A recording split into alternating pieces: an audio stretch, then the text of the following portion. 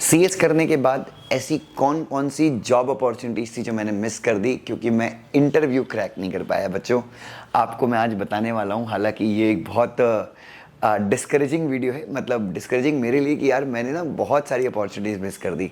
चलिए, अब मैं आपको सबसे पहली कंपनी बताता हूँ जो मैंने मिस की है। Standard chartered AMC, standard chartered, जी हाँ, आपने स्टैंडर्ड चार्टर्ड बैंक सुना होगा, उसी ग्रुप की एक कंपनी थी। तो बच्चों, यहाँ पर जो रिक्वायरमेंट थी वो सीएस प्लस लॉ की रिक्वायरमेंट थी। मेरा एलएलबी चल रहा था उस समय आईएलएस लॉ कॉलेज से, तो मैं वहाँ पर इंटरव्यू के लिए गया था और उन्होंने कॉन्ट्रैक्ट एक्ट के कुछ बेसिक प्रोविजन पूछे जो मैं नहीं बता पाया। हाँ, मैंने कंपनीज के सारे क्वेश्चंस बता दिए, तो this was the first company that I missed.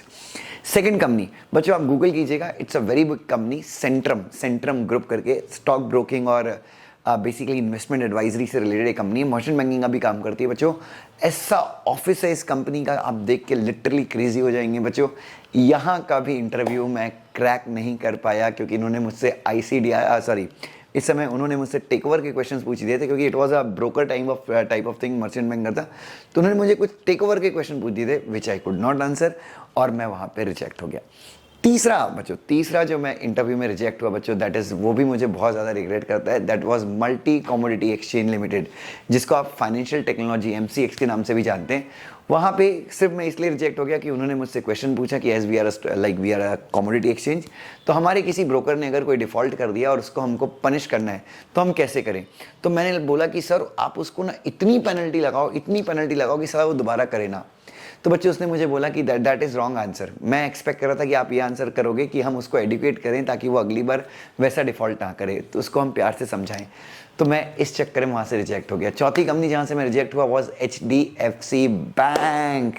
बच्चों, मेरा छोटा सा करियर है जॉब करने का, बड़ा है, लाइक मेरी डिग्री में इतना दम था बच्चों कि मुझे इतने इंटरव्यूज़ के कॉल आए। एचडीएफसी बैंक में, वहाँ पे बच्चों, अब मेरी आइडली गलती क्या थी कि मुझे बैंकिंग कंपनी है तो थोड़ा सा बैंकिंग रेगुलेशन एक्ट देख के जाना चाहिए था, जो मैं नहीं गया। कंपनी से आके सारे क्वेश्चन दे दिए, दो आई थिंक सेकंड राउंड तक गया, बट इवेंचुअली मैं क्वालिफाई नहीं कर पाया।